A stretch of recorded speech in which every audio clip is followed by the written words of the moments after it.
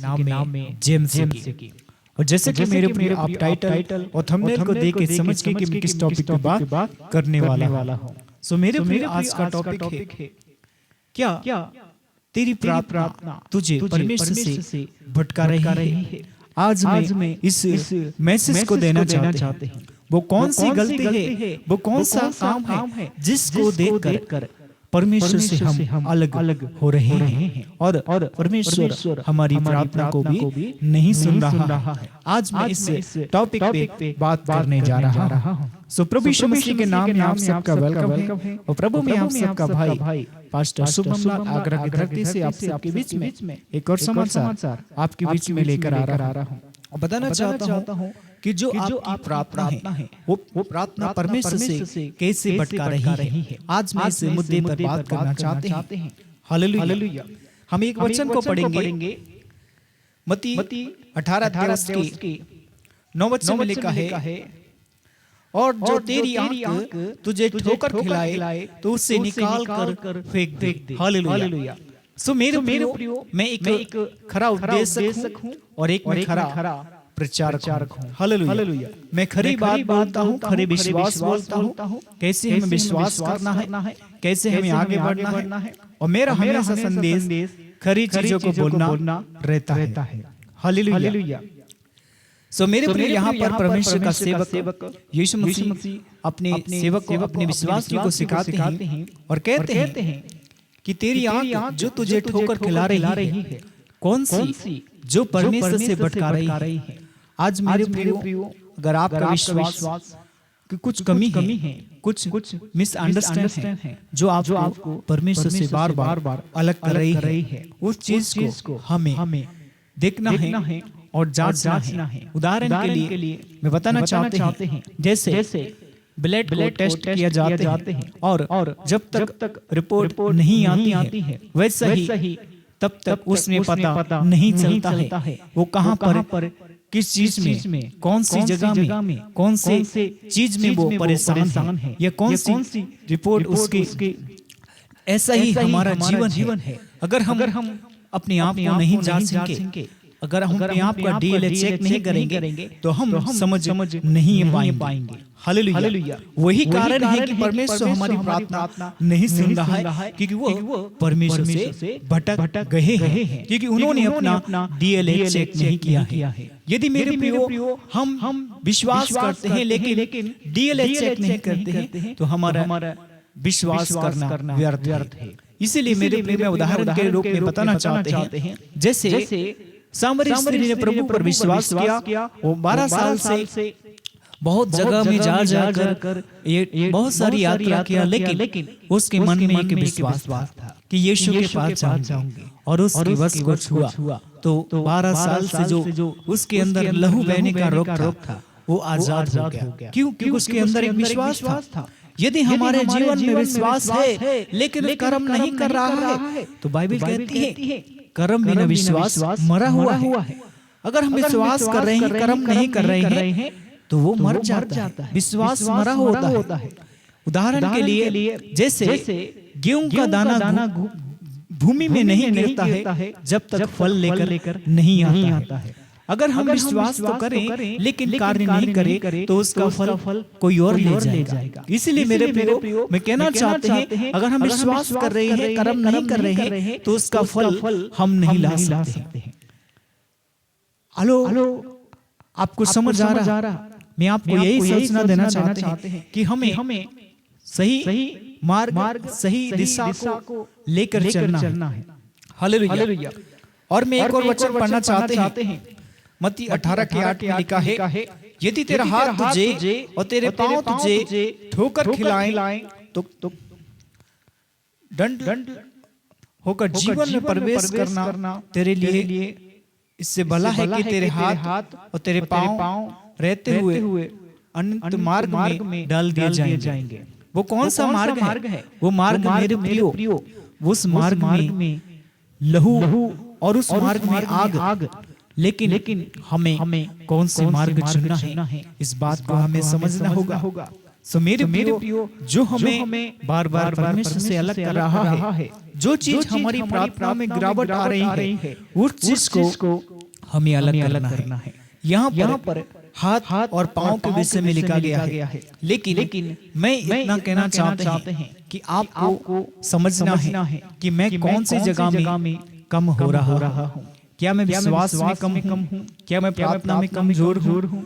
या लोगों को भटकाने में बहुत ज्यादा हावी हो रहा हूँ? इस बात को समझना हमारे लिए बहुत जरूरी है, क्योंकि परमेश्वर चाहता है कि हम सब लोग एक यूनिटी बनाएं और परमेश्वर के राज्य को बढ़ाएं।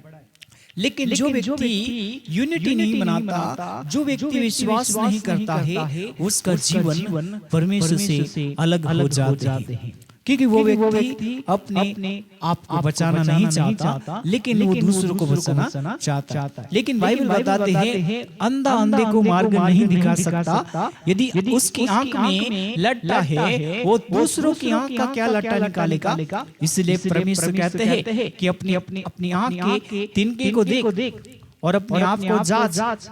आज मैं कहना चाहते हैं, यदि आपके जीवन में कोई ऐसा डस्ट पड़ा हुआ है, ऐसा कोई मिट्टी है जो आपकी आंख से नहीं हट रहा है, यदि आप उसको हटाएंगे नहीं तो आप प्रार्थना में बढ़ेंगे नहीं। इसीलिए मेरे प्रियो, आपको पश्चाताप करने की जरूरत है, पाप से मन फिराने की जरूरत है, एक दूसरे से क्षमा मांगने की जरूरत है, क्योंकि यीशु मसीह ने गुरु होकर अपने चेलों के पैर धोए। और आज बहुत सारे लोग अपने आप को बड़ा महान बनाना चाहते हैं, लेकिन उनका जीवन उस जगह तक सीमित रहता है, वो वहां से आगे बढ़ना नहीं चाहते हैं। लेकिन प्रभु चाहते हैं कि हम सब आगे बढ़े।